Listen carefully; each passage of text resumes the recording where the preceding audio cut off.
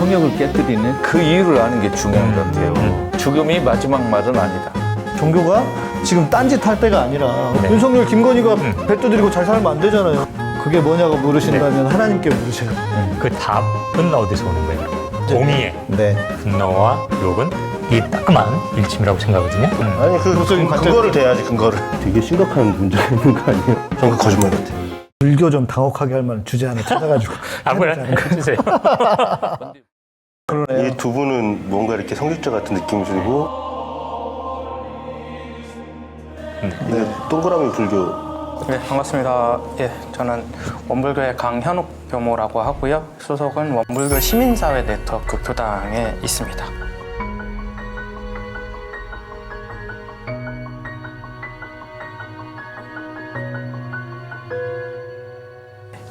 맞습니다. 제가 우리 소태산 대종사님께 질문이 하나 있어요. 그분이 한 말 중에 기억나는 게 있어요. 정치는 엄한 아버지 같다.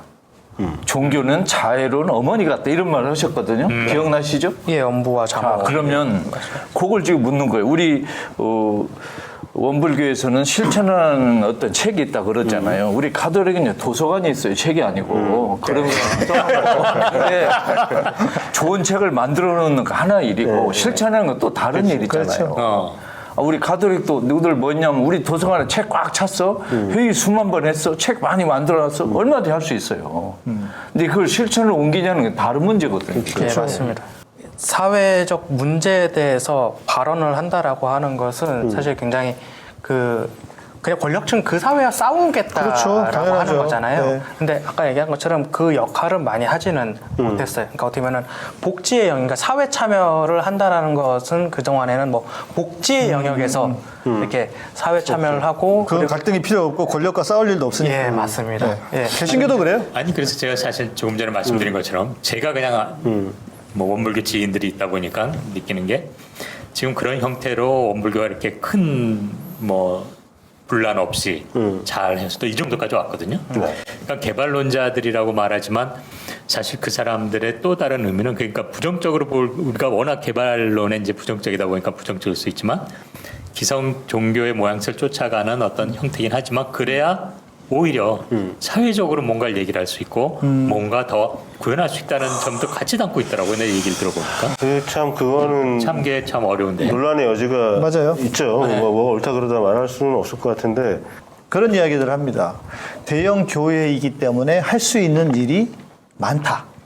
이렇게 일종의 합리화를 하거든요. 그러니까 실제로 그렇죠. 대형 교회는 돈도 많이 모이고 또 권력을 가질 수도 있고 예를 들면 옛날에 그 사랑의 교회 이런 데는요 법조 선교회가 있었는데 그 법조인들만 200명 있었대요. 그러면서 막 그거 자랑하고 그랬거든요. 그 오정현이 과연 대형 교회가 그러면 자기들의 힘과 권력으로 좋은 일을 더 많이 했느냐? 제가 볼 때는 힘이 커지면 커질수록 그러지 않을 확률이 높아요. 근데 뭐가 좋은 일인지도 아니 근데 생각하기 여기 나름이지. 차이가 뭐가 있냐면 이제 지금 말한 이런 맥락은 이미 안정된 기독교의 조직이 있고 나름대로 할 수 있는 바가 있는데 굳이 대형 교회가 나와서 이제 막 이렇게 포장하는 거고 원불교 같은 경우는 그런 것과 좀 결이 다르게 이제 막 진짜 100년 정도 되면서 네. 틀을 잡아오면서 저변을 확대하고 이제 비로소 이런 어떤 그러니까 대외적인 활동을 네. 제대로 할 수 있는 그런 모양새로 힘을 이제 가는 좀 게 가는데. 이제 지금 형태인 것 같아요. 사실 이렇게 적극적으로 사회 참여를 제가 지금 원불교 시민사회 네트워크 교당이라고 하는 곳에 있고 사실 이러한 교당이 생긴 지는 불과 지금 8년밖에 되지 않았습니다. 그러니까 어떻게 보면 적극적 사회적 아픔이 있는 현장에 가는 교당이 처음 생겨난 거죠. 처음 생겨났고 그리고 시민사회 운동이라고 하는 것이 본격화된 것도 사실 불과 얼마 안 돼요. 예, 10년이 조금 더 됩니다. 결국에는 자아 성찰해서 자기 고민해서 자기 실천으로 가다가 이게 내가 혼자 한다고 되는 게 아닌데 근본적으로 이 근원을 건드려야 되는데라고 생각하면 정치라든지 사회운동으로 갈 수밖에 없는 구조란 말이에요. 네. 저는 근데 그게 궁금한 게 그러면은 지금 어떤 사안 지금 윤석열 정권에 대해서 또 윤석열 정권 탄핵에 대해서도 얘기를 하고 있단 말이에요. 원불교에서. 그러면 그건 어떻게 나오는 얘기일까? 모여서 얘기를 하는 기구가 있나? 결정 기구가 있나? 아니면 뭐 지금 뭐 여러 가지 지금 그 사회 현상들 중에서도 자연재해도 있고, 그죠? 지금 뭐 어저께 하다못해 이상민 장관 탄핵이 기각이 됐어. 이런 것도 왜 아까 그 법률은 같이 저 사회 시스템에서 약속된 거에서 이게 법률적으로 지정이 돼 있지 않더라도 저 사람은 책임 있는 자리에 있는 사람인데 왜 책임을 사회적으로 지우지 않나? 그래서 자기 스스로는 왜 책임을 안 지나? 이런 부분에 대해서도 우리가 고민할 것들이 너무 많잖아요. 그러니까 실천 종교라는 게 갖고 있는 그 하나의 또 이 문제라고 생각이 되는데 실천하려고 들다 보니까 여기서는 우리가 어떻게 해야 되지? 여기서는 어떻게 해야 되지? 끊임없이 고민을 해야 될 거라고 생각이 들거든요. 그런 거는 뭐 고민하는 기구가 따로 있나요? 아니면 고민을 해서 나눠주는 사람이 있나? 아니요, 사실 이것을 어떠한 기구가 따로 있고 그리고 그것을 뭐 전파하고 하는 것도 사실 저는 조금 너무 교조적인 걸 같고요. 우리 안에서 그런 것들을 고민하는데 지금 이번에 우리가 시국 선언을 했던 시국 법회를 했던 거는 사회개혁교무단이라는 단위입니다. 이건 정의구현사재단 같은 곳이고요. 이거는 형태를 갖고 있지는 않습니다. 사회개혁교무단이라고 하는 이름이 있고 그때 사안에 동의를 하는 사람들이 모이는 거죠. 네, 모이는 거고. 그리고 구글 시스템이구나. 예, 구글도 모여서 이렇게 하는 거고 오히려 뭉쳤네. 사실 그렇게 하는 거고 이제 저희 어떠한 사회적 이러한 아픔에 어쩌면은 교단적으로 참석을 하는 어떠한 문제 제기를 하고 참석하고 개입하고 하는 교단적 정식 조직은 없습니다, 사실은. 그러니까 어쩌면은 조계종 같은 경우에는 이제 산호위가 있죠. 그러니까 있죠. 어쨌든 정식 기구로서 있죠. 그리고 천주교 같은 경우는 정평위가 지금 뭐 있기도 하고 개신교 NCCK나 뭐 그 내부에 또 있잖아요. 근데 사실 원불교회는 아직 그러한 조직은 없습니다. 그러면 지금 말씀 들은 걸로는 거의 다 수평적인 관계인데 누가 뭐 성명하복을 한다거나 어떤 뭐 아이디어를 하나 전파를 해가지고 교조적으로 따른다거나 이러지는 않는 거 아니에요. 그러면 그렇게 할 수 없는 시대죠. 예. 그러면은 윤석열을 좋아하는 사람도 있을 거예요. 원불교 신자 중에. 많겠죠. 있겠죠. 그런데 이제 어쨌든 교단 이름으로 규탄 집회를 했죠. 그럼 규탄 법회를 했으면 그거에 대한 그 의견들은 어떻게 수렴을 하는 거예요? 원불교 태극기 법회도 있을 수 있죠. 아니 같은 질문 아니에요? 정의사제구단이 뭐 사회 문제 할 적에 가톨릭에도 굉장히 윤석열 좋아하는 사람 많은데 그 이렇게 각자 그 행동하는 거. 근데 규모가 좀 작고 그걸 누가 헤게모니를 잡고 있는 게 아닌 거라고 느껴지니까. 아니 원불교는 훌륭한 종교야. 그러니까 그래서 알아서 그런가? 다 그냥 깔고 시작하는 거지. 윤석열 반대 이거 깔고 시작하는 거 아니에요? 아니 그렇지 않아요. 저희 굉장히 떨려하면서 열었어요. 사회적인 문제 의식 가진 분들은 또 그렇게 행동하는 거고 아닌 분들은 또 아닌 분들은 서로. 그럼 저 사람들이 하든 말든 나는 뭐 아이고 뭐 자기들끼리 모여서 하나 보다 이러고 넘어가나? 그럴 물론 수도 이제 있죠. 반대하는 그러니까 예를 들어서 사드 문제 같은 경우에는 이제 경북 성주 소성리에 사드 기지가 들어왔는데 그것에 거기가 이제 원불교의 성지입니다. 원불교의 성지인 이유는 소태산 대종사의 법을 이은 정산종사, 정산송규라는 분이 태어나신 곳이 거기예요. 그래서 거기도 이제 딱 그 소성리입니다. 행정구역상 딱 거기예요. 예, 거긴데 그래서 원불교가 그동안 7년 동안 주요 주체로서 함께 싸워왔는데 사실 이것에 대해서 반대하는 분들도 계셨어요. 그래서 아예 그 어쩌면은 우리 원불교 내에 좀 이렇게 그 교도 회장 분들 급들이 모여서 광고도 냈습니다. 네, 이런 거에서 마라. 수용한다고. 네, 사드지에 대해서 이렇게 국가의 입장을 이해한다라는 것도 냈고, 그리고 저희가 이제 이러한 그 교조의 가르침하고 안 맞는 거 아니에요? 예, 잘 못 배운 거죠. 다 잘라버려야 돼. 그분들은 또 다르게 해석하는 거예요. 예. 그런 식으로 각자의 목소리가 있기는 하지만은 사실 아직 내부에서 그것에 대해서 적극적으로 이거에 대해서 사보타지를 놓는다든지 이런 움직임은 저희는 아직은 없어요. 아니 종교단체가 그렇게 하나 목소리를 내기 쉽진 않아요. 그렇죠. 예, 그러면 또 그 이상한 정치. 근데 나중에 그 사람들 쪼개져가지고 네모 불교 이런 거 만든 거 아니에요? 아직은 모르겠습니다. 오히려 가톨릭이 그렇게 될 수 있지 않을까요? 근데 우리 원불교가 네. 지금 성지에서 사드 문제로 지금 몇 년째 멋지게 저항을 하고 있는데 그게 원불교의 가르침의 근거에서 저항을 하는 건지 아니면 거기에 그 성지가 있기 때문에 저항을 하는 건지 우리 시민들이 궁금할 수도 있을 것 같아요. 저도 들으면서 궁금해졌어요. 저는 그걸 나누어 볼 수 없다라고 생각을 해요. 왜냐하면은 첫째는 주요 주체로서 계속 활동을 할 수 있는 것이 거기가 성지이기 때문입니다. 성지이기 때문이고 그리고 그것을 꾸준히 할 수 있는 이유는 교리적으로 그렇기 때문입니다. 두 가지가 같이 있는 거죠. 그래서 할 수 있는 오래 할수 있는 거네. 명분. 그러니까 거기에 우리가 활동할 수 있는 그 만약 물리적으로 거주할 수 있는 명분과 그리고 그것을 이어올 수 있는 정신적인 두 개가 같이 있는 거죠. 그러니까 단적으로 얘기해서 우리는 모두가 원불교에서는 모두가 부처라고 얘기를 합니다. 부처 아님이 없다고 그래요. 그리고 거기에다 불공을 해야 된다라고 얘기합니다. 그러면은 야, 모두가 부처인데 당장 우리 성주에 살고 있는 소성리에 살고 있는 주민들도 부처잖아요. 그럼 거기에 대해서 마땅히 행복하셔야 돼요. 그럼 다른 모든 분들도에게도 행복하게 살 수 있고 불공을 해야 되는 존재인데 당장 우리 성지에 살고 있는 부처님들이 고통을 받고 있다라고 하면은 참여하지 않으면 이거는 신앙에 어긋나는 얘기예요. 아니, 저는 오히려 그렇게 접근하기보다는 그렇게 되면 거기 사드 기지를 설치하는 놈들도 다 부처인데 그들 보고 못하게 하는 건 되니까 결국은 거기서 벌어지는 상황 속에서 누구나 다 행복해질 수는 없잖아요. 어차피 한정된 자원이나 한정된 공간에서 뭐 할 때. 근데 사드 기지 자체가 결국은 전쟁을 위한 거고 결국 이것이 이런 진짜 모두가 부처임을 오히려 저해하는 형태의 기지가 오기 때문에 그렇기 때문에 물론 거기 이제 성지라는 것도 들어가서 하는 것이지 거기 있는 이 주민들을 위해서 한다라는 개념으로만 접근한다면 그러면 그 거쪽에 와서 뭐 진지 설치하는 놈들도 부처니까 우리가 원하는 걸 하는 건 그들이 행복하게 해줘야 돼라는 논리도 성립하고. 물론 교수님, 교수님 너무 세상을 착하게 살아요. 제가 원래 그래요. 거기 사드 배치한 사람 부처가 아니고 악마잖아요. 네. 그 악마를 왜 부처라고 그랬어? 아니 그러니까 이제 여기 논리로 하면 다 그게 이제 근데 부처가 이런 되는 거예요. 거니까.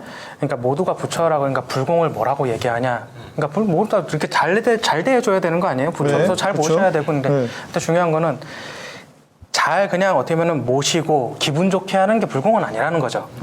불공이라고 하는 것은 은혜가 생산돼야 되는 거예요. 정의는 은혜가 생산되는 거는 그 안에서 관계가 깨지면 안 됩니다. 누군가를 착취하는 구조가 만들어서는 안 되고 네. 어떻게 보면은 저는 이렇게 얘기를 해요. 은혜, 보은이라고 하는 것은 관계성 회복 운동 같은 겁니다. 네, 저 공감합니다. 관계성 회복 운동. 100%. 네.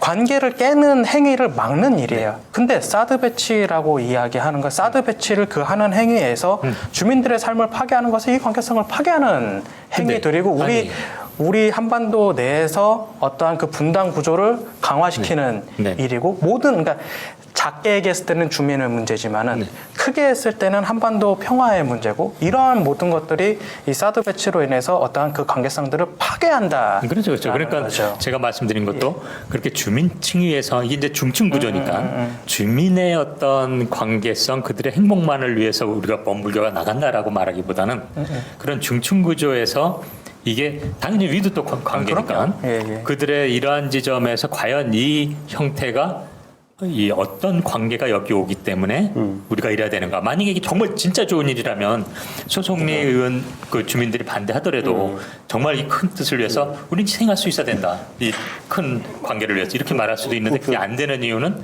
이게 전쟁을 위한 게 오기 때문에 우리는 더 나간다 이렇게 그렇죠. 얘기를 해야 이게 필요하다는 거죠. 실천 종교의 딜레마가 그 매번 어떤 이슈에 대해서 어떤 해석을 해낼 거냐 그리고 어떻게 신도들을 적어도 신도들은 설득해야 될 거 아니에요. 그러니까 공공선과 공적 네. 가치에 대한 합의가 명확하게 나와야 그게 되는 거죠. 상당히 어려운 일인데 저는 불교하고 원불교의 그 딜레마가 뭐냐면 모든 사람 부처라고 그랬잖아요. 원불교도. 근데 저는 이게 마음에 안 드는 거예요. 왜냐하면 부처에 가까울 수 있는 인간이 있고 윤석열, 한동훈, 김건희, 최은순처럼 악마에 가까운 사람이 있는데 얘들은 부처가 아니라는 거예요. 나는. 돌부처. 근데 거기서 마음에 안 들어요. 왜냐하면 모든 사람이 부처라는 건 너무 아름답고 멋지게 들려요.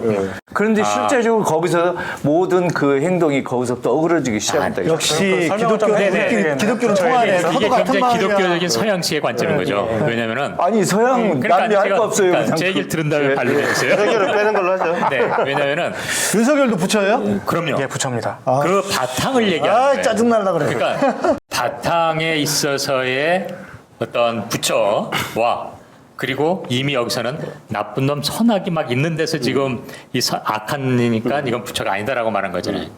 그런 수준을 넘어서야 되는 그게 거예요. 원래 아니죠. 네. 기독교에서도 절대선이란 말이 있잖아요.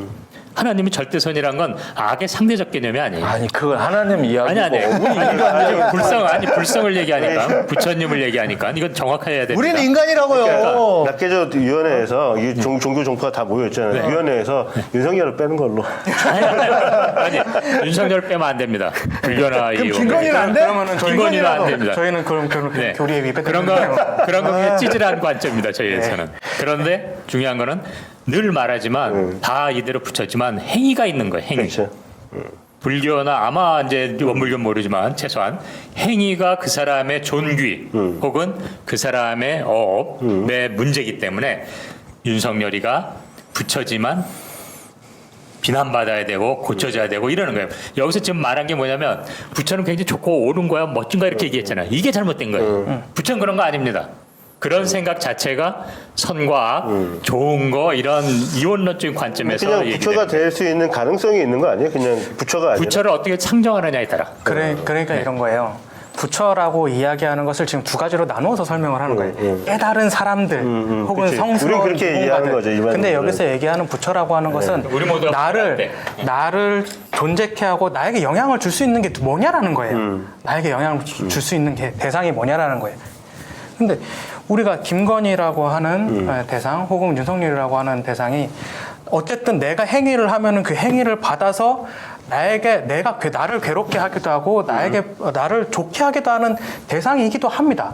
그런 의미에서 그것을 주고받는 관계에서 어쩌면은 절대적인 어쩌면 권한을 가진 그 또한 권한을 가진 존재인 거죠. 그렇기 때문에 존재론적으로 부처입니다. 심판받을 존재지. 그런데 중요한 것은 그 또한 우리가 영향을 미쳐야 될 대상인 그냥 거죠. 최소한 그냥. 그러니까 이게 관계론적인 설명이고 또 하나는 그렇게 해서 만들어진 김건희는 이 우주를 뒤져도 김건희 같은 인간이 없어요. 또 윤석열 같은 인간도 없습니다. 얘는 모양새는 정말 나쁜 영향을 끼치지만 마치 우리 세상에 낮이 있고 밤이 있는 것처럼 상대적 선악이 있는 것처럼 이런 세상의 한 모양새일 뿐이지 얘가 결코 이 세상 원리를 벗어나서 희한한 존재가 아니에요. 그래서 그냥 나쁜 영향을 주기 때문에 그들을 불교 온전한 역시 마음이 넓어. 존재로 인정하지만 걔는 끝까지 우리가 그 교정을 얘기해야 되는 거죠. 부처라고 얘기를 하니까 거기에 거부감이 드는 것 같고 그냥 그렇죠. 인간이긴 하다. 그러니까 이런 거예요. 부처래잖아. 자꾸 그러니까 왜 살불살조라는 말을 그래. 기억하세요. 불교에서는 부처를 죽여야 되는 거예요. 그럼 이렇게 표현할게요. 배은 중생이다라고 표현을 할게요. 그러니까 동포원에 보면 이런 거 있어요. 그러니까 서로가 동포원에 보면은 이 다 자리 이탈을 해야 되는데 각자의 자리에 자리 이탈을 해야 되는데 누군가 돌려먹는 사람은 분명히 있을 거 아니에요. 속여먹는 사람들. 그러한 사람들이 많아지면은 배은 중생이 많아지면은 전쟁의 세계가 된다라고 그래요. 그러면은 성인들이 나타나서 정치나 도덕이나 무력으로 그 배은 중생을 제도하는 것도 은혜라고 말씀을 하세요. 배운 중생은 배신자예요? 은혜를 배신하는 거죠. 배신자. 배은하는 행위. 지금은 이제 동일평면상에서 좀 말씀해 주셨는데 사실 층위에 따라서는 아래 층위에서는 악이지만 위 층에서는 또 이 선이 될 수 있어요. 예를 들어서 늘 등장하는 게 사자가 사슴을 잡아먹을 때 사슴의 입장에서는 정말 폭력을 당하는 거예요. 근데 사자의 입장에서는 자기가 생태계 일원으로서 먹고 사는 일이에요. 그러니까 이게 층위에 따라서의 상대성이 있기 때문에 그걸 가지고 한 잣대로 얘는 나쁜 놈이야, 얘는 좋은 놈이야 이렇게 생각하는 어떤 관점은 우리가 조금 살펴볼 필요가 있는 것 같아요. 아니 부처고 나발이고 아무리 뭐 중생이고 멋진 설명이고 나는 윤석열이 싫어. 나는 지금 들으면서 이런 생각해서 난 역시 예수님이 좋구나. 예수님이 이랬거든요. 거룩한 것을 개에게 주지 말며 돼지 앞에 진주를 던지지 말라. 난 이런 말이 너무 좋아. 근데 예수님이 이 얘기도 했어요. 주여 용서하소. 저들이 뭘 하는지도 모릅니다. 그쵸? 저는 네. 그게 진짜 예수의 그 영적인 인간으로서의 아주 모습이라고 생각해요. 그냥 뭐 이거는 뭐 당연히 현장의 실천적인 문제로 정말 이런 뭐 진주 던지지 마라 하지만 근본적으로 예수는 그 불쌍히 여기는 거예요. 그 황당한 짓을 한 윤석열이나 뭐나 다 저놈은 지가 뭐 하는지를 몰라 저 짓을 해. 그러니까 결국은 불쌍한 인간인데 불쌍할 인간이라는 게 바로 여기서 말하는 부처라고 얘기하는 겁니다. 회개하지 않는 인간은 불쌍하지 않은 거예요. 회개를 해야 불쌍한 거지. 저는 예수가 지금 우리 시대 오면은요 윤석열, 김건희, 최은순 한동훈이 전부 돼지떼에 넣어가지고 비탈길 내려서 빠져 죽일 거라고 생각해요. 아, 진짜로. 근데 예수님 안 그럴 것 같아. 하고도 남아요. 우리 집안 사람인데 확실히. 이쪽 집안 사람은 그렇고 제일 가까운 분이 얘기하는데 왜 자꾸 아니라 아니 그래? 아니야. 이쪽 집안은 그렇고 예수님이 우리한테 와서는 안 그래요. 어쨌든 영향을 미칠 수 있는 대상이기 때문에 그에 맞게 관계성을 회복할 수 있는 방법을 고안해야 되는 끊임없이 것이 노력해야죠. 끊임없이 고안하는 것이 어쩌면은 내가 해야 될 신앙 행위인 거죠. 그러한 관계성을 파괴하는 행위들을 고쳐 나가는 것이 그거를 하지 않으면은 이제 신앙 행위를 하지 않는 거고 그리고 그 또한 지금 말씀하신 것들 또한 우리가 어쩌면은 신앙 행위로서 보은 이렇게 은혜가 재생산되는 구조로 만드는 것이 어떻게 보면 원불교의 역할인 거죠. 예. 근데 제가 이렇게 우리 토론 또는 논쟁을 지켜보면 윤석열, 김건희는 개신교 카톨릭을 이용해 먹을 가능성은 별로 없어요. 확실히 거기서 악마니까 얘들이. 근데 불교나 원불교는 김건희, 한동훈, 윤석열이가 이용해 먹고 파고들 여지가 아주 많아요. 교리적으로. 아니요 교리적으로 아닙니다. 교리를 약간 그렇게 모르시고 느껴지거든요. 네. 아니 그래 봐야 너도 한 인생인데 한 인간이고 네가 아무리 잘난 척하고 네가 아무리 남한테 못되게 하려고 해도 니들이 할 수 있는 거 한정적이야. 그리고 일부는 거기 힘들어하기도 하고 고생도 하겠지만 그래도 니들도 똑같은 놈들이야. 그러면서 분명히 이 불교나 뭐 원불교에서 너 그런 짓 하면 네가 결국은 주변 사람과 너 자신이 나빠지는 거야. 너 정신 차려 이놈아. 계속.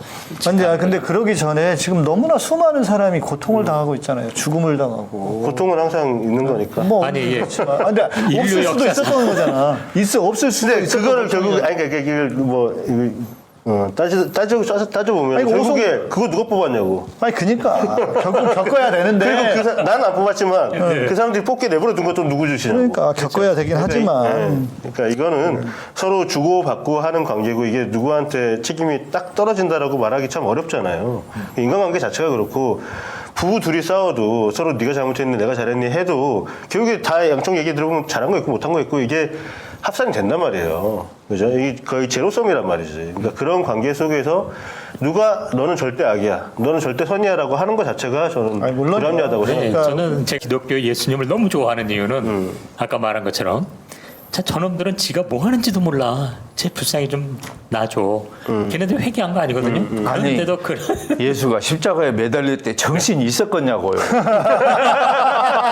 아파 죽겠는데. 그리고 그런 말 한 적이 없어. 이렇게까지 말씀하셔도 괜찮아요. 아니 맞아요. 근데 정신 있다고 난 보는 이유는 그러잖아요. 하나님 아버지 거둘 수 있다면 이 잔을 거둬주세요. 아니 그 말을 예수가 안 하고 성서학자들이 성서 저자가 갖다 끼워 넣은 뒷절이에요. 예수는 네. 아파서 신음만은 저질. 그럼 신음 맺다고 씌어 있어요? 아니 그러니까 이거 누가 또 한 얘기야 그런 것들. 십자가에 매달려 봐봐요. 신음도 내기 어려워요. 고통스러워. 거기서 무슨 말을 하겠냐고. 아니 근데 이건 인간의 눈으로 자꾸 판단하는 거잖아요. 그렇다면. 그러면 그 예수님의 그런 어떤 하나님의 아들로서 그 자체를 부정하는 거죠. 그렇게 되면. 그러니까 이거는 종교의 딜레마입니다. 이거는 솔직히. 맞아요. 그러니까 인간인 우리가 심판자가 될 수는 없다라고 하는 것은 대전제고 그게 맞고 뭐 저도 결국은 교수님 말씀하시는 것처럼 그 주장, 그러니까 하나님이 만약에 그렇다면 뭐 어쩔 수 없죠. 네, 알겠습니다, 하나님. 내 승질을 죽일 거예요. 근데 그러기에는 정말 너무나 많은 사람들이 고통을 받았고 죽었고 앞으로도 더 고통을 받을 것이고 또 심지어 전쟁까지도 일으키거나 그러면 우리 역사가 어떻게 되는 거냐고요. 그렇죠. 근데 그거를 막을 책임도 우리한테 있는 거예요. 당연하죠. 그게 윤석열. 그러니까 그래서 제가 하는 이야기가 뭐냐, 이것을 수동적으로 운명으로 받아들이면 안 되고 우리가 적극적으로 이것에 저항하고 뭔가 운명을 바꾸고 세상을 바꾸기 위해 우리가 노력을 해야 된다, 이 얘기를 하고 그게 싶은 거예요. 원불교가 얘기하는 하면 되잖아요, 거예요. 일로. 그게 원불교가 하는 얘기잖아요. 굳이 안 가도 돼 보니까 다 여기서 할 수 있어. 그 대종사님께서 그 어떠한 한 사람의 교회에 이제 한 사람이 와서 이제 어떻게 이렇게 입교를 해서 이렇게 대종법을 잘 믿을 수 없겠습니까?라고 물었을 때 그 교회의 그 정신을 그러니까 그걸 더 열심히 믿으면 나의 뜻을 아는 거다라고 말씀하신 바는 있습니다. 공감합니다. 그러니까 이제 근데 제가 하여튼 우리 부처님이나 우리 소태산 대종사님이나 너무 한가한 이야기예요. 귀신 싫어하는 그러니까 제가 근데 그거 있어요. 이제 아까 원북에 센 사람 없다고 지금 얘기하잖아요. 근데 우리가 착각하는 거 하나는 분노하는 것만이 센 거라고 착각하는 것 같아요. 분노하지 않고 가는 게 진짜 센 놈들이에요. 저희가 지금 성주에 있으면서 생각한 건 그거예요. 사실 제가 어떠한 이러한 아픔의 현장에 본격적으로 나온 거는 사실 성주가 처음입니다. 처음이에요. 근데 그곳에 있으면서 가장 큰 문제는 그거였어요. 내 마음이 파괴가 된다는 거예요. 진짜 맞아요. 정신이 파괴가 돼요. 맞아요. 네. 현장에서 경찰한테 끌려다니고 뭐 이렇게 뭐 한반도 평화 뭐 분단 뭐 그래서 중국과의 관계 그것까지 생각할 여력이 없어요. 그냥 눈앞에 있는 경찰이 나의 적으로밖에 안 보입니다. 맞아요. 그럴 수 있어요. 시각이 점점 좁아진다라는 거예요. 근본 원인을 잃어버리게 돼요. 네. 네네. 점점 좁아져요. 그래서 어떻게 보면은 필요했던 게 대종사가 왜 종교를 만들었는구나.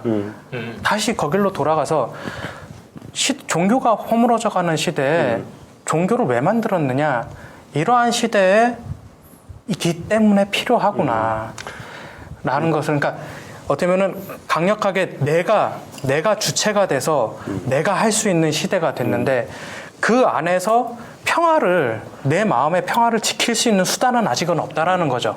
그러니까 어떻게 보면은 그냥 눈앞에 그냥 현상에 끌려다니기 아주 좋은 조건이 그렇죠. 된 거죠. 그래서 어떻게 보면은 오래 이 싸움을 하고 그리고 좀 더 근본적인 원인을 찾고 그 대상을 명확하게 하기 위해서는 어떻게 보면 종교적 어떠한 그러한 힘이 필요하다라는 생각을 오히려 더 하게 됐어요. 네, 그게 제가 늘 강조하는 사회적 열사와 종교적인 어떤 사회 문제를 똑같이 해도 이렇게 종교적으로 그것을 뭐 문신처럼 분신까지 해가면서 저항하는 거에 결의 차이가 그 지점에 있는 거라고 저는 생각해요. 뭐냐면 분노 가지고 하는 게 공공선을 위해서 분노를 하는 건 정말 소중한 일이지만 사실 더 길게 더 끈질기게 할 수 있는 건 이 정말 경찰들 막 그런 거 뜨거운 거 올라오거든요. 그 순간 자기를 성찰하면서 그를 미워하지 않으면서도 그 행위에 대해서 질타할 수 있고 움직일 수 있는 그런 동력이 종교적인 데입니다. 그래서 여기서 범불교, 범그리스도교의 차이가 나타나는 것 같아요. 불교는 결국 계속 돌아가면 우리 원불교도 결국 마음 공부예요. 근데 그리스도교는 잘못된 세상을 뒤집자는 거예요. 완전히 서로 제일 원리가 다른 거예요. 아니. 아니에요. 근데 아니, 그렇게 그건 잘못 말씀- 이해하신 네, 겁니다. 네. 마음 공부는 과정인 거예요. 예. 뒤집으면 사회를 제대로 바꾸자는 게 불교와 원불교의 지금. 그러면 너무 감사하죠. 그럼 너무 감사하죠. 마음 공부라고 하는 것은 그냥 내 마음을 차분하게 하는 것만이 마음 공부가 아닙니다. 마음과 몸, 육신은 둘이 아니라고 보는 거예요. 나의 행동을 바꾸어야 되고 내 어떻게 보면 생활 습관을 바꿔야 되고 생활 습관을 바뀌기 위해서는 내 주의가 바뀌어야 되는 거예요. 그게 하나가 다 전부 다 제대로 된 같이 해야 실천을 되는 하기 게 위해서의 마음 공부가 필요한 거지. 그렇죠. 뭐 이게 마음 공부가 도달점이 아니죠. 실제로 내가 이론적으로 아무리 어떤 지금 이슈가 되는 거에 대해서 이론적 근거를 갖고 있다고 해도 현장 나가서 그 경찰들하고 부딪히거나 아니면 뭐 그런 분쟁 속에 직접 내 몸이 휘말려 들어가면 그럼요. 인간으로서의 분노만 생겨요. 당연하죠. 내 주변에 이해합니다. 지금 뭐 제주 4.3 항쟁이라든지 부마 항쟁이라든지 광주 항쟁에 나섰던 그 희생됐던 모든 분들이 우리나라 민주화의 열망을만 가지고 싸운 게 아니란 말이에요. 네. 우리 옆집에 가서 맞아 죽었어. 네, 네. 우리 형제가 가서 피를 흘리고 왔어. 이것 때문에 인간적인 분노로 나서는 거거든요. 근데 이제 이거의 근본적인 동력은 그런 철학이 녹아 있는 거죠. 그 지점이 종교인이 다른 거죠. 왜냐하면 모든 사람이 종교인이 아니잖아요. 네. 일반인들, 저도 뭐 당연히 일반인 한 사람이니까 당연히 그 안에서 뜨거운 마음에 오고 함께 연대하는 마음 그리고 그 나쁜 세력에 대해 정말 타도하고 던지고 싶은 마음 당연한 거고 그게 부정하는 게 아니라 근데 종교를 가졌다는 사람의 차이가 뭐냐 그게 바로 단순한 대상에 대한 미움과 분노만이 아니라 그 행위에 대한 미움과 분노고 그러나 그 인간에 대해서는 함께한다는 마음이 있다는 겁니다. 그게 모든 세상 사람이 이런 신앙을 가졌다면 뭐 다른 얘기지만 당연히 일반인에게 저는 뭐 그냥 지난 얘기입니다만 하나 하면 산진중업 예전에 그때 저 부산에서 크레인 올라갔을 때 우리가 이제 경찰이랑 막 붙었거든요. 당연히 걔네들 막 폭력했는데 한 놈이 헬멧이 벗겨진 거예요. 젊은 애가. 근데 내가 보니까 얘는 당연히 뭐 우리랑 지금 치고받고 막 별짓 다 하는지만 얘는 잘못하면 맞아 죽겠어요. 그래서 내가 이렇게 너 막아줄 테니까 빨리 너 뒤로 가라. 이래가지고 이제 갔거든요. 그건 뭐냐면은 그러한 어떤 세력이나 행위나 당연히 우리가 미워하고 그거는 타도해야 되지만 종교를 가진 사람이라면 그 행위에 대해서 문제를 우리가 삼는 거지 그 인간 자체를 미워하지는 않는 거거든요. 그러면 그런데 잠깐 하나만. 그러나 광주항쟁이나 뭐 진짜 이런 상황 속에서 이 인간 자체를 미워하는 마음을 비난할 수는 없어요. 그렇죠. 저도 그런 마음 생기는 거예요. 근데 결의 차이는 그 순간에 종교인이라면 한번 되돌아보는 게 차이지 그런 어떤 상황 속에서 정말 이 상대방을 때려잡고 싶고 그거 부정할 수는 없는 거라고 봅니다. 그 차이는 그러나 또 있는 거라고 보고요.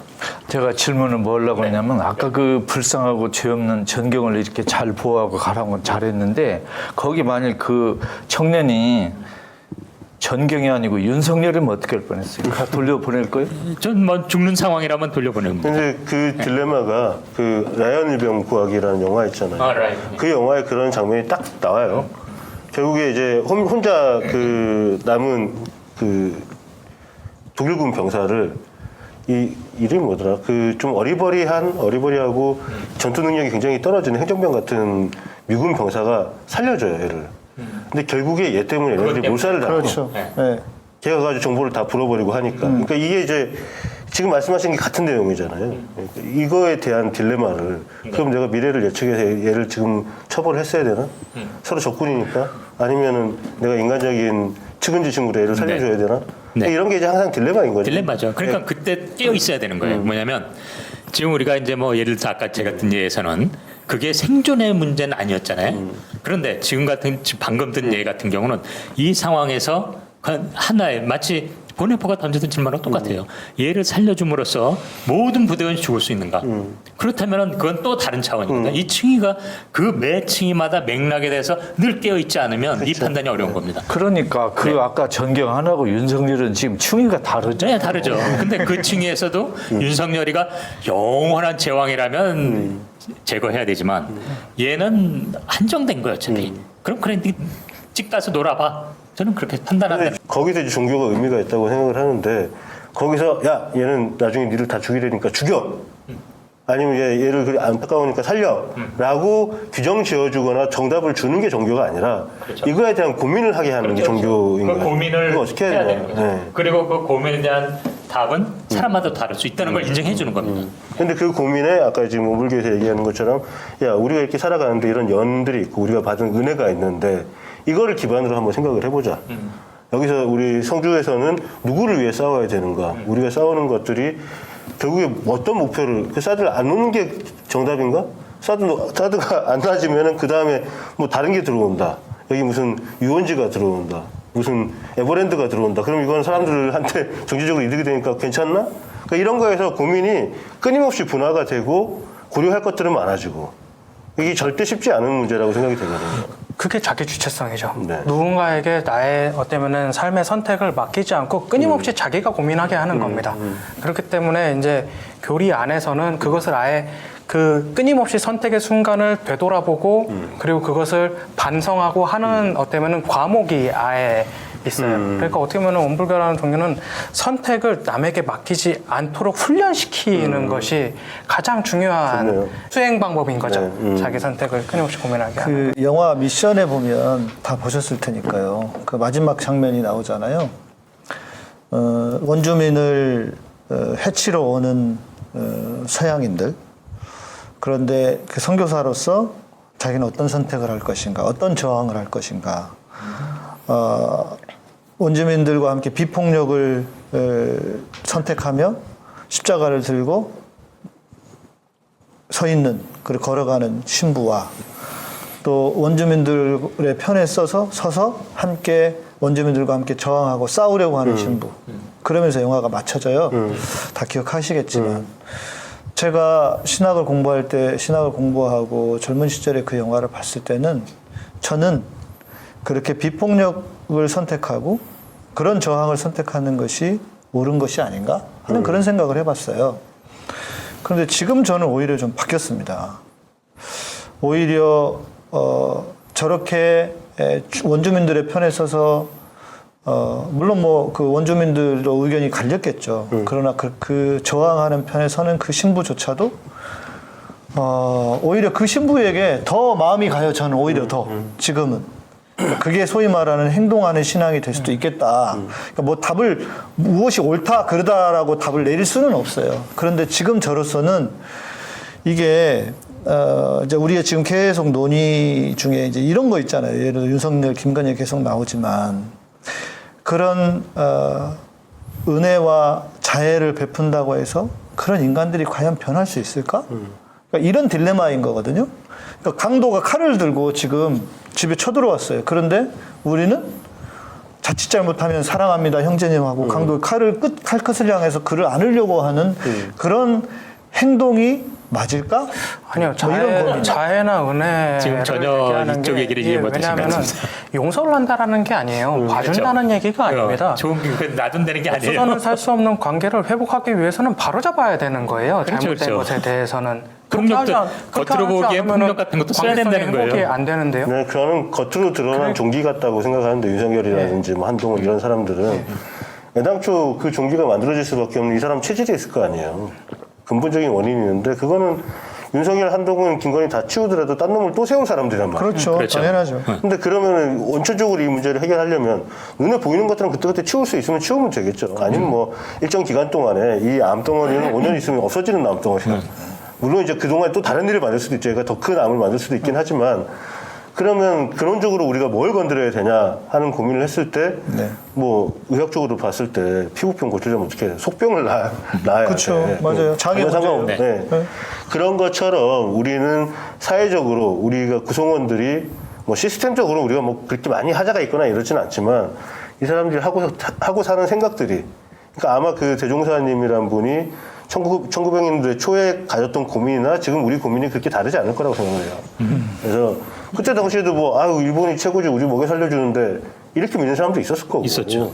그러니까 지금도 뭐 그 인간 자체는 2000년 전이나 지금이나 거의 대동소이하는 생각을 갖고 사는데 여기서 어떻게 하면 조금 더 야 이렇게 사는 게 더 낫지 않겠어 하고 조금 더 낫게 하는 그 시대에 맞게. 네. 역할을 하는 게 그리고 그 시대에 맞는 언어로 그 시대에 얘기를 하면 그리고 이 조금 아까 이제 양 목사님 말한 것처럼 약간의 오해가 지금 이제 그런 틀에서 갈 때 겉으로 보기에는 뭐 우리가 막 이 불교나 이런 게 좋다 막 이렇게 착각할지 모르지만 그런 게 아니라 똑같이 저항하고 윤석열에 대해서 비판하라는 겁니다. 근데 그 마음가짐의 문제 계속 얘기하는 건데 상대방을 바라보는 마음 그 차이지 이 불교나 이런 게 무조건 좋은 게 좋아 나도 이런 게 아니에요. 자꾸 그걸 좀 잘 들어주셨으면 고맙겠습니다. 아니 우리가 불교의 가르침을 이해를 못해서 이러는 말하는 거 아니에요. 그렇게 고매한 그 논리를 갖고 있으면 왜 중들이 지금 산속에 처박혀가지고 아무것도 안 하냐 이거지.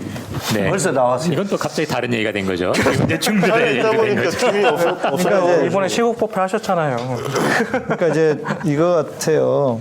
그 제가 어제도 제 방송하다 그 얘기를 했는데 성경에 이제 알곡과 가라지의 비유가 나오거든요. 근데 가라지를 예수님이 뽑으려고 하니까 내버려 두어라. 네, 그래 가라지 뽑다 알곡이 다친다 이런 말씀을 하시거든요.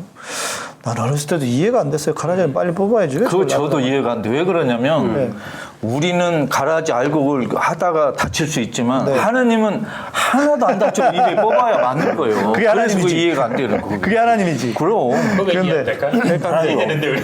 그러니까 본데? 그때 당시에는 그러니까 어떤 가라지를 놔두는 것이 그때 당시에 가라지를 놔두는 것이 방법일 수도 있고 어떤 때는 가라지를 뽑는 것이 방법이 될 수도 있겠죠. 그리고 근데 그 이제 선택을 중요한 것은 어떻게 하느냐는 자기 문제인 거죠. 우리가 사는 세상에서는 뭐 지구가 끝나는 때까지는 가라지 자체를 없앨 수는 없다고 봐요. 그렇죠. 네, 어떻게 가라지를 아니 없애겠습니까? 하나님의 뜻 없이 존재할 수 있어요 가라지가? 그러니까 가라지를 없앨 수는 없지만 중요한 것은 이 가라지가 기세등등하며 살게 만들면 안 된다. 그렇죠. 아, 100% 공감하죠. 그게 그래야 이게 좋은 세상이 되는 거지. 우리가 지금 얘기하는 것도 가라지를 다 뽑아버려, 다 없애버려 이러자고 얘기하는 건 아니고 또 윤석열, 김건희라고 하는 그 인물 인간을 그러니까 저도 이제 그런 얘기를 해요. 우리 시청자분들이 어떤 분들은 막 병이 났대요. 너무 막 그 뉴스 보고 스트레스 받아가지고 병이 나가지고 가끔씩 이제 문자가 와요. 목사님 제가 요즘 방송도 잘 안 보고 있어요. 일부러 좀 너무 마음이 아프고 몸도 나빠져가지고 멀리하고 있어. 이러시거든요. 저도 그런 얘기합니다. 이거를 좀 분리시켜야 된다. 윤석열, 김건희라고 하는 인간 자체를 미워하면 실은 미움이라고 하는 것은 칼을 거꾸로 잡고 칼날을 내가 손에 쥐고 누군가를 찌르려고 하는 것과 같다. 그러니까 그 미워하는 마음은 나를 상하게 하는 거기 때문에 최대한 그 마음은 갖지 않도록 해야 된다. 그러나 옳고 그름에 대한 이야기를 해야 되고 이게 근데 분리되는 게 쉽지가 않잖아요. 사람이 누구는 할 수 있지만 누구는 잘 안 되고 그러니까 그런 상황 그런 일이 그렇기 때문에 그런 것이고 또 사람이라고 하는 게 아무리 그래도 자꾸 저런 일이 벌어지고 가면 진짜 죽이고 싶은 마음이 왜 안 드냐고. 전 불교적인 생각을 많이 하는 것 같아요. 그리고 태도는 예수님 비슷한 거예요. 저도 쟤네들 뭐 하는지도 몰라. 근데 눈앞에 뭐가 하나 툭 던져지니까 막 이전톡을 하고 싸워요. 그냥 뭐 싸워라.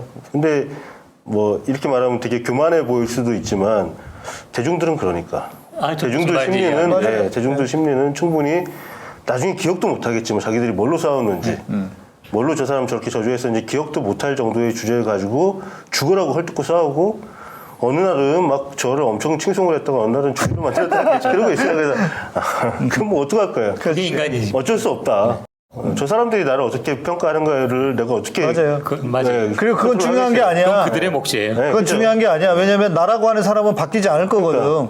내가 그래서 자존감이 중요한 거예요. 내가 낸데 그럼. 너희들이 아무리 나한테 대해서 뭐라고 떠들어봐야 그건 네 생각이니까 너 그냥 해라. 그리고 내 스스로만 그 사람들이 비난하는 내용에 비추어 볼 때 내 스스로만 떳떳하면 된다고 봐요. 근데 이런 것들이 계속 딜레마가 생기죠. 그러면 너는 왜 시청자들이 말을 안 듣겠다는 소리냐. 이렇게 해도 되고 이게 뭐 복잡하게 그런 섞이니까. 얘기도 네. 잘 들여다보면 네. 그게 왜냐면 또 어떻게 보면 너 방치냐 너 오만이냐 아까 말한 그렇게 비추지만 그거는 맥락에 따라서 혹은 층위에 따라서 할 수 있는 게 없는 게 있는 거거든요. 네. 그래서 없는 거에 대해서 내가 하겠다는 거야말로 오만이지. 어떻게 할 수 없는 건 그냥 그들의 몫을 남겨주는 것도 그들의 존중이라고 저는 생각해요. 저는 한마디만 네. 저는 안중근 의사 심정을 가끔 생각해요. 그분이 거사를 하기 전에 맨날 며칠 잠을 못 잤을 거예요. 그죠? 가서 정말 쏘아야 되느냐. 그러다가 앞쪽 관역을 못 맞추고 다른 사람 맞추고 다른 사람 희생되면 어떡하지? 또 꼭 내가 이 사람을 죽여야 내가 그 정말 이 독립에 도움이 될까? 아마 수많은 고민했을 거예요. 그러나 가서 결행을 하고 쐈잖아요. 그렇죠. 그게 우리 심정인 것 같아요. 그렇죠. 근데 이제 제가 화가 나는 건 이 후대의 인간들이 그런 분들을 테러리스트라고 비난하잖아요. 그것이 기초가 뭐냐면 기독교 신앙이래요. 사랑의 하나님인데 그런 사람들까지 품어야 되는데 이러면서 그런 논리로 이야기를 하면서 그 안중근, 백범, 김구 다 테러리스트래요. 이게 말이야 막걸리야. 이거는 그렇죠. 바다 복음이 아니고 그 게다짝 복음. 그렇죠. 저쪽은 다 그렇게 말하잖아요. 그냥 자기가 하고 싶은 말을 그냥 그러니까요. 거기 갖다 붙여서 하는 거 네, 아닐까요? 맞아요. 사람들이 자기 합리화를 위해서 거짓말도 하고 지금 일본 정부 같은 경우는 진짜 역사적으로 남을 만한 나중에 미래 세대들이 그럴 거예요. 그때 인류는 저렇게 무식했나? 저렇게 그렇죠. 무지한 짓을 했나? 이렇게 그러니까 나중에는 기록에 이렇게 남을 거 아니에요. 저거에 대한 핵 폐수 방류에 대한 위험성을 전혀 인지 못한 그 당시에 21세기 인간들이 저런 짓을 우리한테 이런 짓을 저지르게 했다. 근데 저는 이제 이번에 그로시 따라다니고 막 오토바이 타고 쫓아가고 따라가서 뭐 할 거예요, 솔직히. 그게 어디 가는지도 알고 거기 이미 기자들 다 있는데 그렇게 생각했거든요. 한 3시간 기다리면서 내가 이걸 왜 따라가야 될까? 근데 보는 사람들은 통쾌하지만 제 입장에서는 비 쫄딱 맞고 쫓아가는데 우리가 저항을 이렇게 했다는 흔적은 남긴 거죠. 그렇죠. 네. 이렇게 죽으라고 쫓아가서 말 한마디도 못했지만 그래도 쫓아가고 감시하고 너 쉽게 마음 편하게 돌아다니지 마. 이건 했다. 그래서 전 세계에서 아직 그래도 일본 핵폐수 방류에 대해서 그 국민들이 저항한 건 우리나라밖에 없어요. 시위하고 막 이런 게 한 건 우리밖에 없어. 그래서 그리고 그게 이제 확 또 인정한 게 우리나라 정부뿐이 없으니까.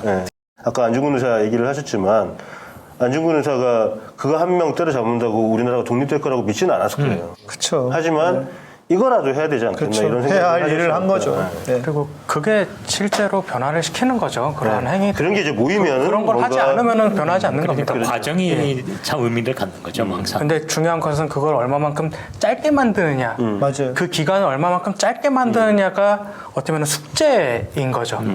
근데 저도 이제 물론 이런 언론사를 운영을 하고 있고 또 하나의 개인이기도 하지만 그런 행위들에 있어서는 그냥 개인이 할 수 있는 층이라고 생각을 해요. 그래서 나는 하지만 이게 어떻게 효율적으로 잘 이게 모아져서 물론 그런 판단을 하고 전략을 세우는 사람도 있겠죠. 그런 조직도 있고. 근데 저는 그렇지는 않아요. 그렇지 않아서 그냥 내가 할 수 있는 선에서 하고 이게 나중에 잘할 수 있는 사람이 정말 했으면 좋겠다. 이런 느낌만 가지고 있죠. 생각보다 안 나올 거예요, 그런 사람. 전 그런 자세 좋다고 안 봐요. 나오면 말지 뭐. 아니, 그런 자세가 좋다고 봐요. 자기 모양새는 자기가 그냥 스스로 만족할 만큼 자기 할 걸 열심히 할 때 그게 모아질 수도 있고 안 모아질 수도 있죠. 저는 조금씩 많아지고 있다라고 네. 생각을 합니다. 그런 아니, 사람. 원불교가 좋은 일 많이 하네요. 예. 고민도 많이 하시고. 네. 아니 그런 고민을 갖고 산다는 것 자체가 여태까지 만난 종교인들한테는 없단 말이에요. 그건 고민 없죠. 자체가 없죠. 왜요? 얼마나 많은데요. 현장에 아니 주류 어느 종교 주류가 그러니까 이거 같아요. 제가 이제 원불교 쭉 들어보면서 예수님이든 부처님이든 그분들이 가르치신 가르침과 그분들의 삶은 원불교에서 주장하고 있는 것과 크게 다르지 않아요.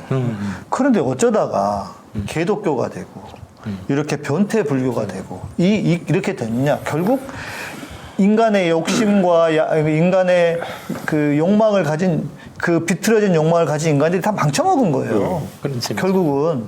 그러니까 이거를 계속 우리가 교정해 가면서 가지 않으면 실은 뭐 원불교도 마찬가지죠. 교정해 가야죠. 뭐 1000년 되고 2000년 되면 비슷해질 거예요. 인간사도 다 비슷해. 다 거기서 거기지 뭐.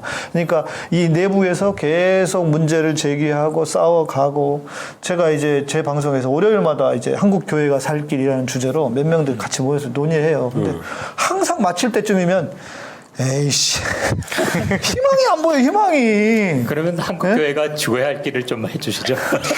유사 기독교 하나 만들어요. 그래서 원독교를 만들까 원독교. 원독교. 그런데 아까 그 감독님 말씀하신 것처럼 그래. 그래도 우리가 이렇게 말이라도 해야 되고 외치기라도 해야 되고 한쪽에서 그게 아니라고 외쳐대는 놈들이 있었다. 이런 거라도 필요하고 이런 거라도 귀한 거다. 이제 그런 마음으로 하고 있는데. 그러니까 누가 그럴 수 있죠. 야, 니네 여기서 떠들 시간에 나가서 싸워라. 할 수 있죠. 근데 뭐 이게 비효율적인 방법일 수도 있지만, 근데 이것도 하나의 그래서 방법이니까. 각자의 모양새대로 각자의 위치에서 그러니까 부처 예수의 말과 행동을 제대로 깨달은 사람은 남에게 뭘 기대하지 말고 자기가 할 수 있는 일 일단 하는 거예요. 네네네. 일단 우리가 각자 그렇죠. 자기가 할 수 있는 일 먼저 하고 그다음 또 다른 일 하는 아니, 근데 공감합니다. 원불교 신도 되려면 어떻게 해야 돼요? 입교하시면 됩니다. 가입해야지. 어디 가서 입교해요? 교당 가서 입교하시면. 어디 있어요? 그냥 그 동네 찾으면 돼요? 예, 그 동네 원불교 교당 이렇게 찾으면 원불교 돼요? 교당 찾으시면 되고 저에게 연락하시면 됩니다. 그래요? 제감독님 원물교 땡기시죠? 아니, 그냥 가보려고 그냥 궁금해서. 뭐 하나. 아니 저도 뭐 불교보다 훨씬 좋은 것 같아요. 아니, 궁금한 게 되게 많았는데, 뭐, 그러면 일요일 날 해요. 뭐, 법회에 가는 언제 구체적인 해요? 거. 어디로 가야 되고 이런 거 좀 궁금하긴 했는데, 원불교에는 불교의 법당에 불상 없죠. 저희 이런 쌍이 있습니다. 둥근 원상을 모셔야. 불교에도 성경에서는 그렇게 불상을 모시지 않습니다. 불상 안 모시고 원. 별내에는 없나 봐요. 근처에 있으면 한번 구경 가보고 싶었는데. 이 서양 종교, 이 서양 종교 외래 종교의 등살에서 우리 원불교가 고생이 많으시네요. 어디 가까운 데 있으면 한 군데 알려주세요. 이번 놀러 주에 가보게. 제가 이 동네가 어딘지를 잘 모르겠어요. 지금 여기 어딘가요? 전국에 몇 개나 있어요? 전국에 제가 그것까지 파악을 몇백 개 있는데 인터넷 찾아봐요. 지금 갑자기 520개 있다고 들었어요. 그래요? 그리고 제가 군대에서 제대하던 해가 2008년인데 군목하면서 9년하고 제대하던 해가 2008년에 그때 어떤 이슈가 있었냐면 기존의 기블링만 군종장교들이 들어왔단 말입니다. 그런데 원불교에서 군종장교가 들어왔어요. 그래서 대전의 본부인가 뭐 국방부가 본부인가 일단은 상징적으로 한 명이 본부에서 근무를 하고 뭐 이렇게 하고 지금은 어떤지 모르겠어요. 그런데 그걸 불교에서 엄청 기분 나빠하더라고. 네. 왜? 아니 광팔 사람이 들어오니까 기분 나쁜 거지. 셋이 맞고 치는데 하나 들어가지고 광판다고 제대로 된 종교가 그러니까. 와서 그런가 보다. 모르겠어요. 그래서 종교가. 그러니까 그러면서 제가 이제 우리 방에다 올렸잖아요. 원불교를 불교에서는 이단으로 본다 이런 얘기를 제가 그때 들은 거예요. 네. 아, 이단으로 보지 않고. 근데 우리 산후위하고 정말 열심히 잘하고 있는데요. 그러니까 그런 식으로 본다 얘기를 해서 그 실제로 그러나 아, 그런 건 아니고. 그런 건 아니고. 네. 잘 모르겠어요. 네. 그 입장에서 봤을 땐 그렇죠. 제가 원불교 홈페이지에서 교당 찾기에서 그 서울 검색했더니 한의원도 나오고 치과도 나오네. 여기도 저기가 보다. 원불교 치과요? 네, 기관으로 해서 나오네. 아, 건강대학교 병원이 아, 있고요. 그거랑 네, 원대병원이 연계돼 있는. 아, 뭐 그런 것들이 원광대가 원광대가 원불교 익산. 모르셨어요? 원불대가 아니고 원광대구나. 원광대가 원불교. 알겠습니다. 네, 그걸 모르셨다. 익산이야말로 기독교와 원불교가 크게 두 개가 그러네요. 그래요. 그 익산이 기독교율이 제일 높은 데 중에 하나. 밀집도 제일 높은 데가 익산.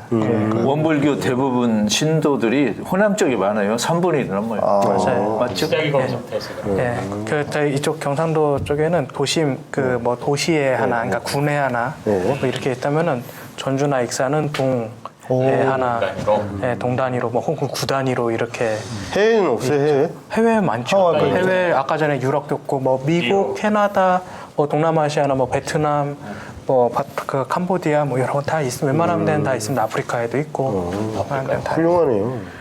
아니, 뭐 궁금한 건 많은데 다음에 또 시간 되면 한번 놀러 오시죠. 그리고 다른 데는 이분들이 별로 영향력이 없거든요.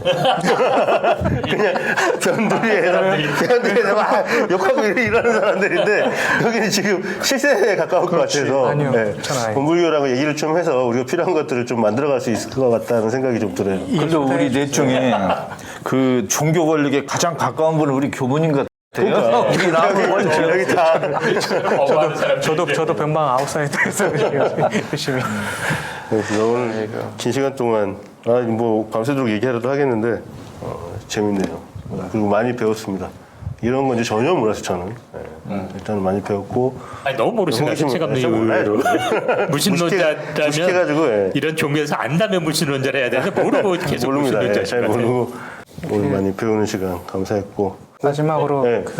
그런 생각이 드니까 여기 나오기 전에 이제 방송을 조금 들었어요. 네. 들으면서 여러 가지 이제 종교의 아픈 얘기도 하고 그렇게 했지만은 제가 성주에 있으면서 제일 처음 느낀 게 그거였던 것 같아요. 제일 처음 느낀 게 종교가 타인의 아픔에 종사할 때 종교 화합이 일어나고 나의 이익에 종사할 때 거기서 종교 전쟁이 일어난다라는 그거를 정말 크게 느낀 것 같아요. 지금 여기 이 자리에 있는 것들 전부 다 타인의 아픔에 공감하고 이렇게 있는 분들이잖아요. 그렇기 때문에 지금 새 종교가 이렇게 함께 조금이라도 뭐라도 하기 위해서 이렇게 하고 있는 것에서 어쩌면은 이러한 자리 자체가 종교의 본질 모습이 아닐까. 그래서 여기에 이제 한 걸음 한 발 걸칠 수 있어서 오늘 너무 감사합니다. 예, 걱정이 하나 있어요. 네. 여기 잘린 뒤에 출연한 분이 있고 출연한 뒤에 잘린다 하는 분이 좀 걱정돼가지고. 제가 그래서 오늘 수위 조절 잘하면서 얘기했던 것 같은데 편집하면서 잘 편집해 주세요. 제 미용 전 잘리기는 여기 싫거든요. 멤버로 들어오기 좀 힘든 게 현직자고 우리는 여기서 자기 거 자기가 까는 컨셉이거든요. 네. 내 종교는 내가 간다. 건드리지 마. 제가 아니 그래서 우리 현장 가서 한번 까죠. 이 성주에 가서 한번 이 방송을 언제 성주 한번 가자. 네, 성주 거기서 이걸로. 꼭 아니 한번 참외 익을 때가 와주셨으면 있잖아요. 좋겠어요. 성주가 참외인가요? 참외가 지금 끝물이라서 너무 멀고요. 빠른 시일 내에 한번 사실 지금 가죠, 뭐. 소송리가 제일 힘든 시기입니다. 사실 저희는 윤석열도 싫지만은 사실 저희 문재인 정부 때 더 많이 네. 그렇죠, 그렇죠. 아파거든요. 기대가 크고 그래서 실망도 커요. 근데 가장 힘든 시기는 사실 지금입니다. 왜냐면은 맛이 어떻게 보면 관심도 많이 떨어져 있는데 본격적으로 들어오고 있죠. 물리적으로나 뭐 이런 것들이 들어오고 막 이건데 하여튼 힘든 상황이라서 더욱더 많은 관심과 발걸음들이 필요한 때라서 거탐사에서 그리고 여기 낱개조에서 다음 달에 갈게. 꼭 네. 다음 달에. 오케이 좋습니다. 드시기 바랍니다. 우리 사드 싸움에 열심인 우리 원불교 형제 자매들에게 정말 진심으로 존경을 드립니다. 네. 아, 저희 소성리에 그 원불교만 있는 건 아니고요. 천주교에서 정평이에서 매주 월요일마다 월평미라고 해서 미사를 해주시고요. 그리고 개신교에서는 지금 그 예수살기라고 하는 그 단체에서 예수살기 장로님이 아예 들어와서 7년 동안 같이 지냈어요. 그리고 지금 거기에 집을 짓고 계십니다. 그래서 사도장은 원불교만 하는 거 아니고요. 천주교, 개신교가 같이 하고 있고 조계종 지역 불교는 없어요? 조계종 조계종은? 섞여 있어요? 없죠? 예, 노코멘트 하겠습니다. 아니 뭐 사실 확인이니까 이거. 예, 지금 사실 불교는 안 들어와 계시고요. 그래서 같이 그 4개 종교가 같이 하고 있고 그리고 여러 시민사회단체들이 함께 투쟁을 하고 있으니까 거기에 우리 함께 좀 많이 도움을 좀 주시기 바랍니다. 놀러 갈게요. 네. 다음 달에. 기다리겠습니다. 네. 아 거기서 그거 하면 되겠다. 거기 네. 낱개조 특별판 해가지고 거기 계시는 목사님 다 모아가지고. 좋죠. 네. 좋죠. 네, 좋네요. 방송 저 예약까지. 오늘 여기까지 끝. 네, 감사합니다. 고맙습니다.